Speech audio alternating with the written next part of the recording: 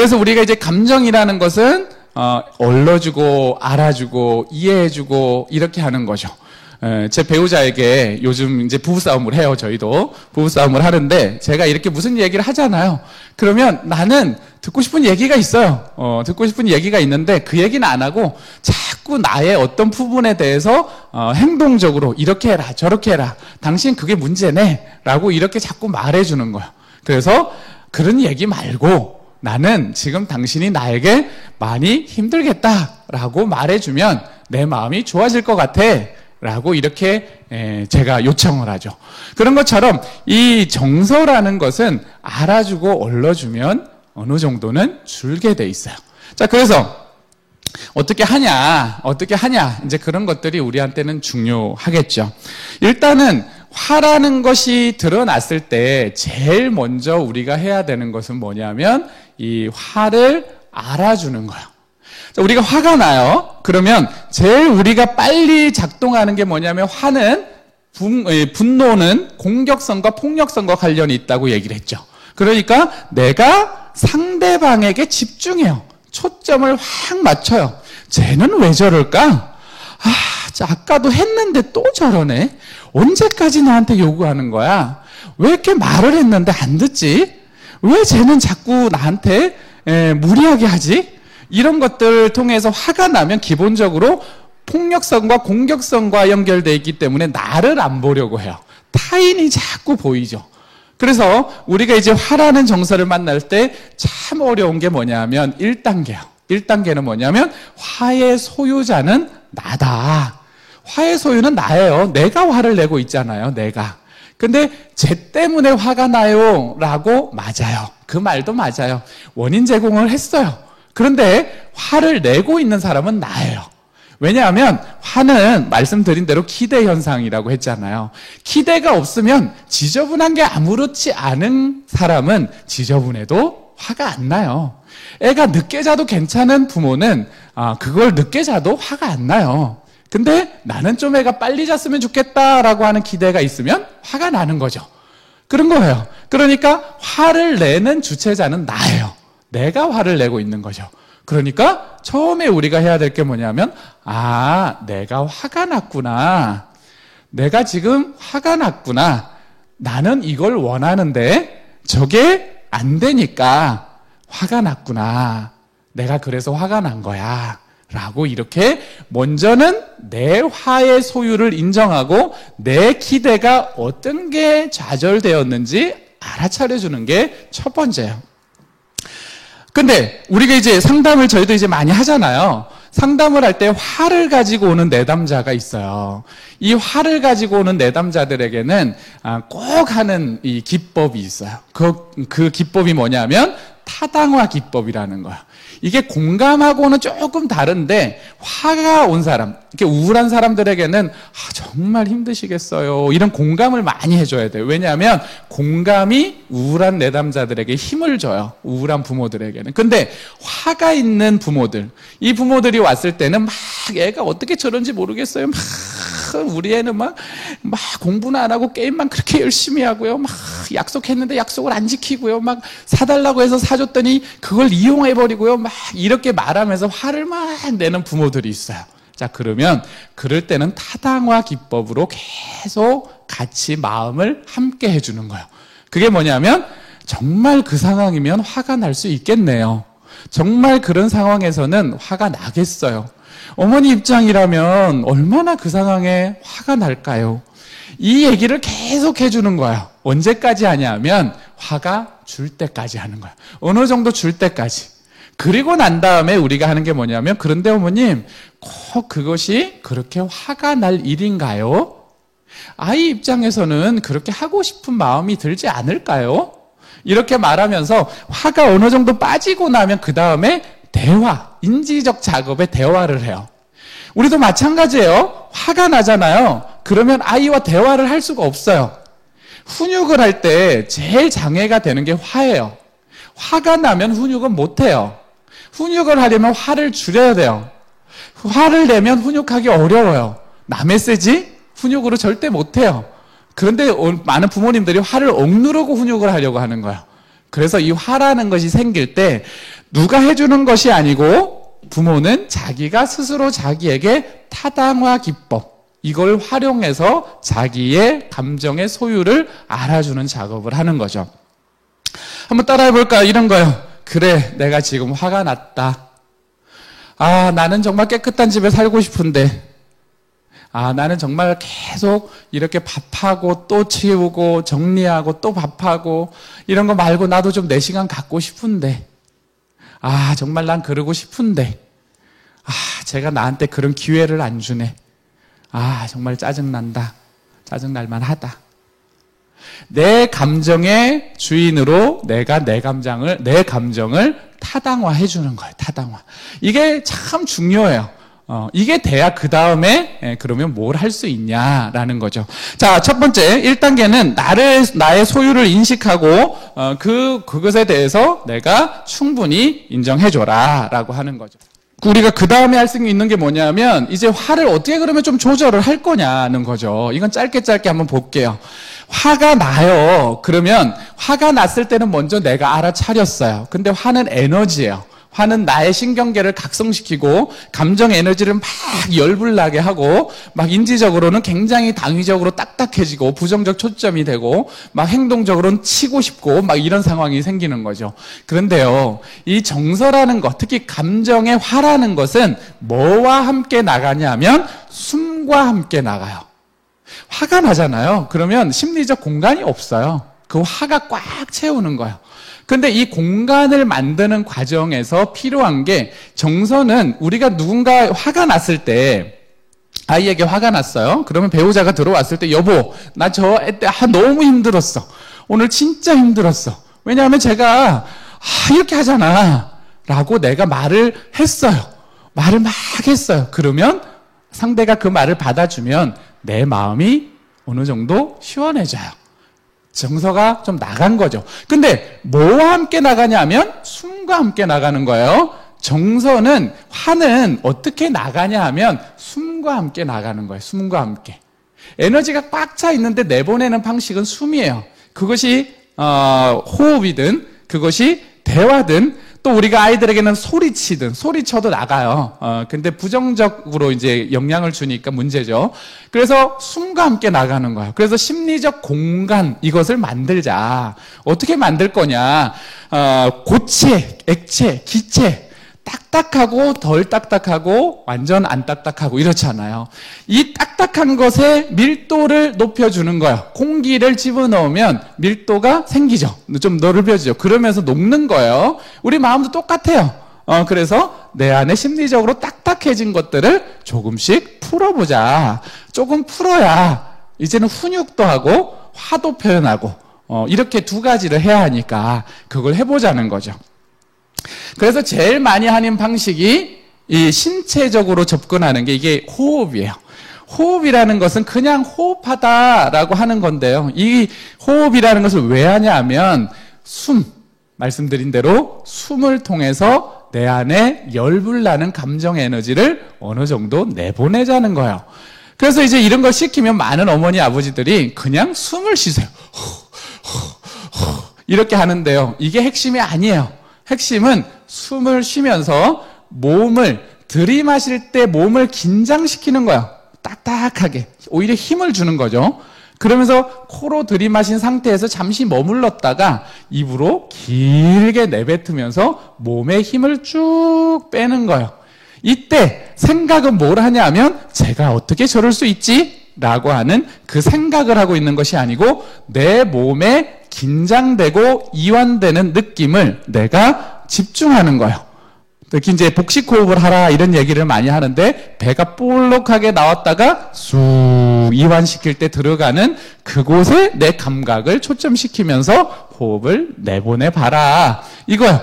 그래서 아이랑 화가 너무 나잖아요. 잠시만 기다려. 엄마 지금 화가 났어. 아빠 지금 화가 났어. 잠시 기다려 라고 안에 들어가서 이 신경계 각성을 떨어뜨리는 것을 좀 해야 그 다음 훈육이나 화해 표현을 할 수 있겠죠. 자, 기술적인 거니까 여러분 한번 인터넷에도 많이 있으니까 한번 보시고요. 두 번째는 뭐냐면 인지적 작업이에요. 첫 번째가 신경계각성을 떨어뜨리는 게 이완하는 심호흡이라면 실제로 이건 한 10번 정도는 하셔야 돼요. 충분히 하시고 그렇게 한다면 이 인지적인 방법들도 굉장히 많아요. 수동적으로 생각해보기, 거리두기 뭐 여러 가지가 있지만 쉽게 생각하는 저는 간단한 하나만 여러분에게 알려드리면 입장 바꿔 생각하기 이거를 적용해보면 좋을 것 같아요. 아들러가 이 얘기를 많이 하죠. 입장 바꿔 생각해보기. 사실 그래요. 우리가 나도 소망이 있지만 아이도 자기만의 소망이 있어요. 나도 기대가 있지만 아이도 자기의 기대가 있죠. 오은영 씨가 그 얘기를 하더라고요. 사람의 마음의 주인은 자기인데 그러면 자기 마음을 소중하게 여겨야 되는 게 아닐까요? 이렇게 말을 하더라고요. 참 동의가 되는 부분이에요. 나도 내 마음의 기대와 소망이 중요하지만 아이도 아이의 기대와 소망이 중요하죠. 입장 바꿔 생각해 본다라는 것은 내 입장만 생각하면 당위적인 사고가 많아지면서 부정적으로 딱 어떻게 저럴 수 있어? 이해가 안 돼. 라고 하지만 상대방 입장에서 생각해 보면 어느 부분은 이해가 되는 것들이 있을 거예요. 저도 이제 저희 집에 아이랑 해요. 많이 하는데 보면 아이가 놀고 싶어요. 게임하고 싶지 않아요. 아니 게임하고 싶어요. 저는 게임을 안 좋아해요. 이건 내 기대예요. 그래서 덜 했으면 좋겠고 차라리 책을 읽었으면 좋겠다.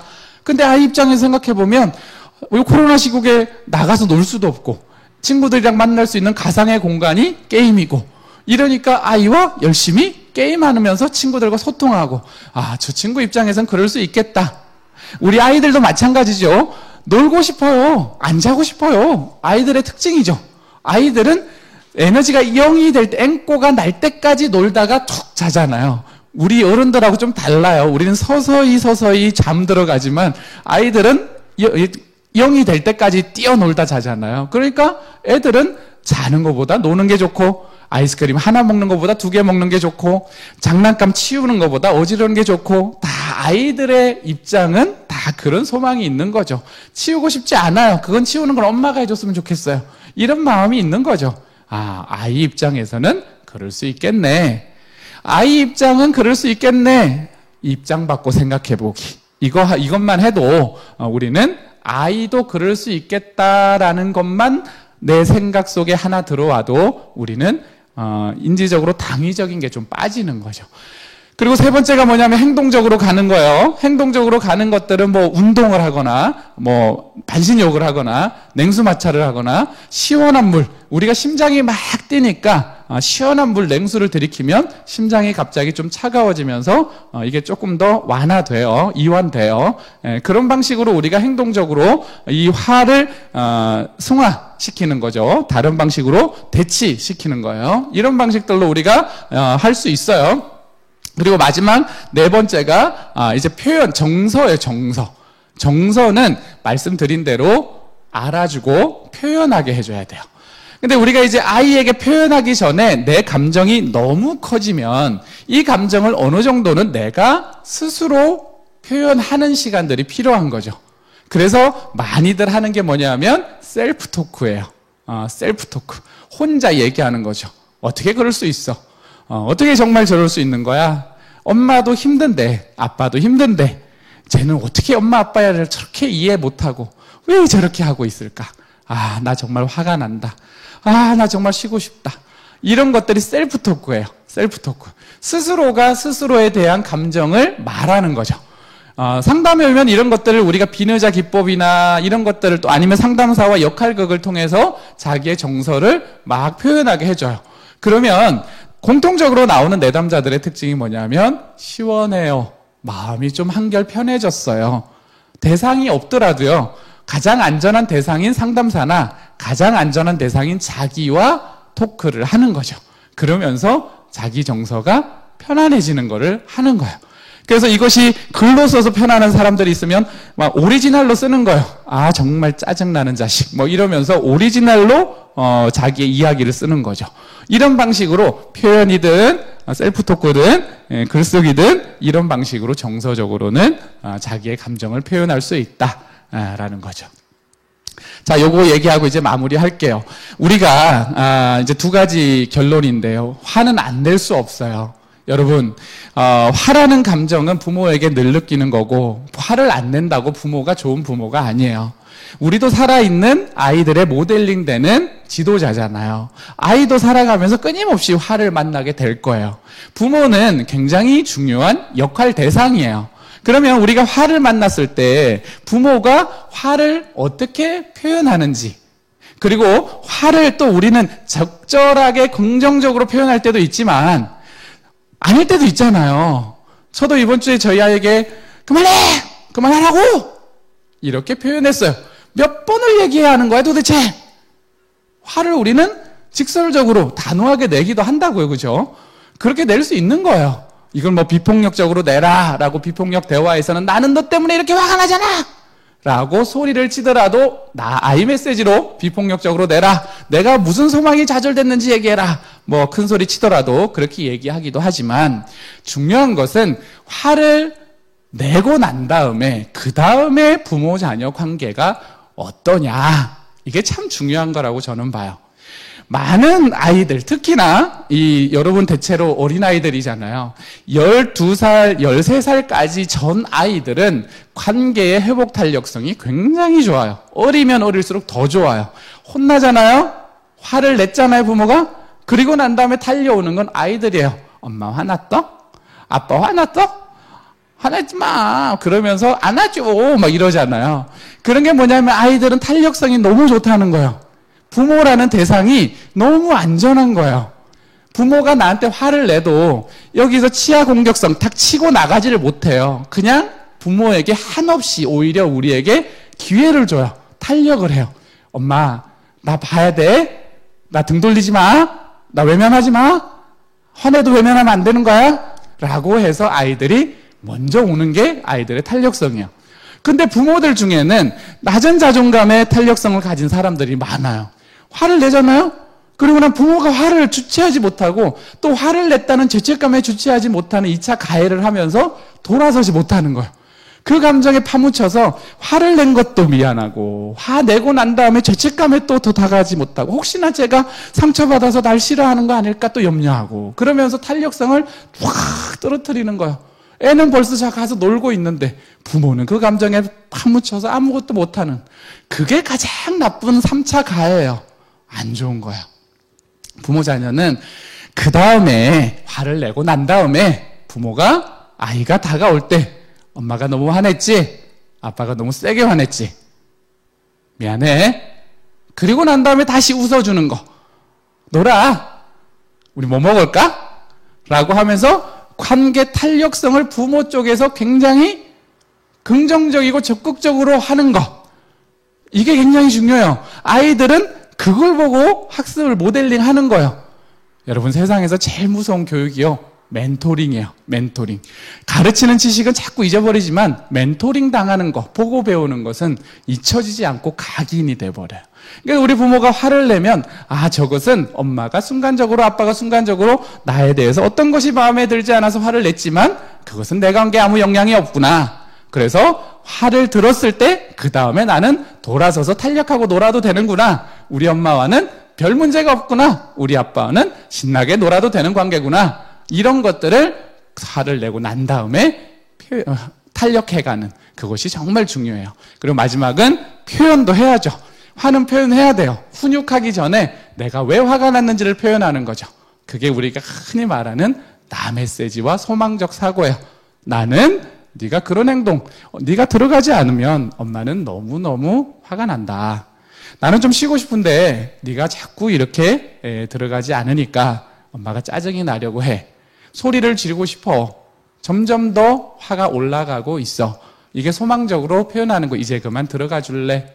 라고 말하면서 내 화를 아이에게 아이 메시지와 소망적으로 이제 그만 들어가 줄래? 이제 그만 치워줄래? 자꾸 이거 치우지 않으면 내가 화가 더 나서 소리를 너한테 지를 거야. 이렇게 소망적으로 얘기를 아이에게 오리엔테이션 해주는 거예요. 그런 것들을 통해서 아이와 함께 이 화라는 프로세스를 우리가 해가는 거죠. 참 어렵지만요, 훈련하고 기술을 또 습득하는 과정이 필요하지만, 오늘 배운 것을 또 반복해서 들으시면서 해보셨으면 좋겠습니다. 네, 힘겨루기와 화에 대한 주제, 이것으로 마치겠습니다. 여러분, 강의 들으시느라 수고하셨습니다.